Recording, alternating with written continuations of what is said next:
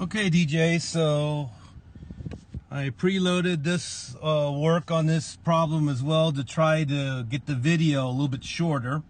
But anyways, here's problem 4 from 11.4. So they gave us y prime again. Remember, dy dx is, derivative of y with respect to x is y prime, right? Dy dx is y prime. So we want to set it equal to 0, and of course that means this time we have 3 equilibrium values, 1, 2, and 3. All right, 3, not just 2, but 3 this time.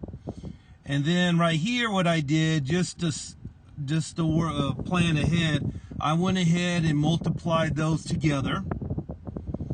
And then this form I figured was easier to take the derivative of. And I went ahead and did the second derivative. So follow the purple here. The derivative of y cubed is 3y squared, y prime. The minus 6y squared, when I take the derivative, is minus 12y, y prime. And the derivative of 11y is 11y prime. And now I can factor out my y prime. That's the y minus 1, y minus 2, y minus 3, right? And when I factor that out, I'm left with 3y squared minus 12y plus 11. And I'm sure your teacher won't object, but I went ahead and solved this using Desmos. So as you can see, I went ahead and graphed that 3y squared. And I know we have another 0 at 2.577, 1 point. Now remember, these are going to be inflection values. Okay, so I just solved this using, as you can see there, I have it on another page. Let's see what I got here. So here, what did I do? Right here is I rounded off 1.4, my 2.6. And in blue, I was tabulating my phase lines.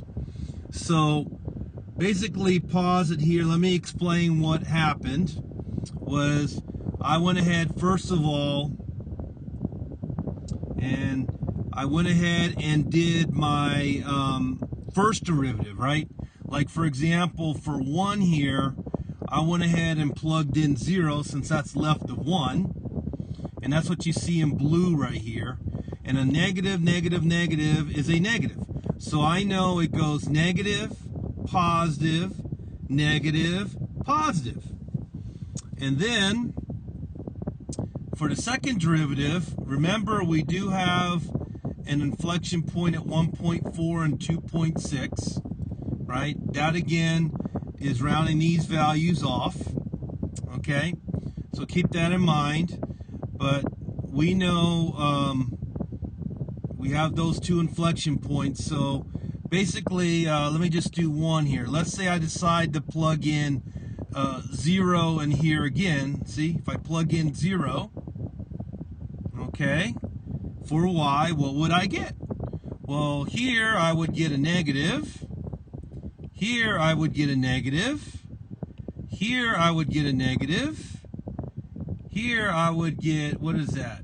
Well, that's 0, that's 0. I would actually get a positive. But of course, 3 negatives and a positive is negative. So I know the double prime goes less than 0 for negative, and then it goes greater than 0, less than 0, greater than 0, less than 0, greater than 0. So there's our phase line work done. And now all we need to talk about stability and then do kind of a rough sketch or graph again, right? So let's see, what did I do here? Okay, so let me just go ahead and add a new page here. And let's clean this up real quick. Okay, so here is going to be our y and x axis. And the lowest that the y goes is 1, so we know, let's say that's 1 there. I guess we ought to space it out a little bit more, right? So Let's try that again. So I'm going to put my y-axis pretty low here, or x-axis pretty low. So if this is 1, that's 2, that's 3, right? And so remember, these are kind of like asymptotes. All right, and let's see here.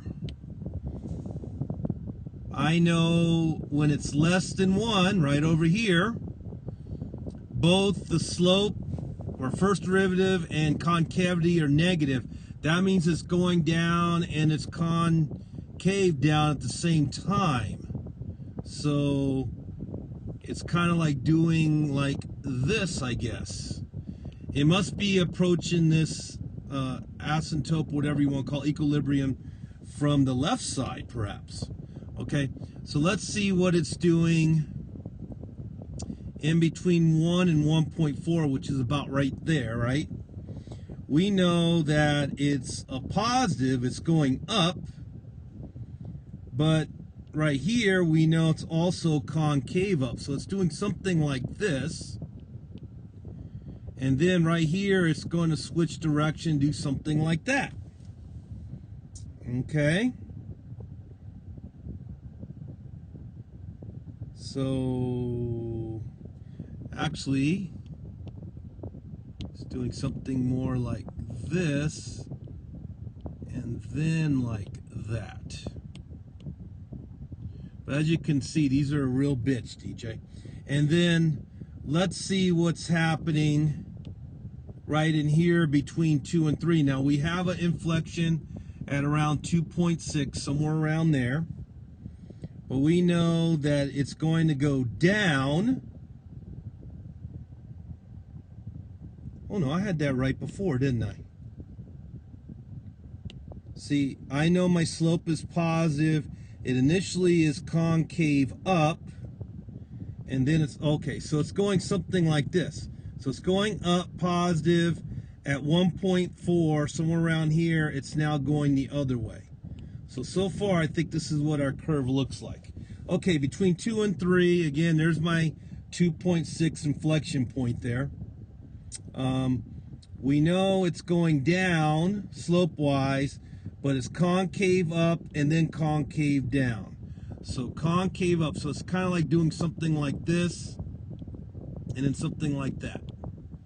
Okay, and then finally on the far right or above 3, it's going up and concave up, so it's doing something like that. Make sure you get this curve there going upwards. Okay, but anyways, there's the best I can do on that curve, DJ. Oh, stability. Stability, damn it. All right, follow the green. Focus on. So less than 0 here means it's going to the left. Greater than 0 means it's going to the right. That means 1 is unstable since the change or direction is going away from it, both left and right of it, you see? Now let's look at our equilibrium point 2. We know it's greater than, so it's going towards. I'm looking at the slope here, and here it's less than, going towards. So we know that 2 is stable, and 3 is probably unstable, right? Because here you can see the slope is positive, it's going away. Slope here is negative, it's going downward away from 3. So 3 is unstable, just like 1 is. So now I finally answered all the questions again.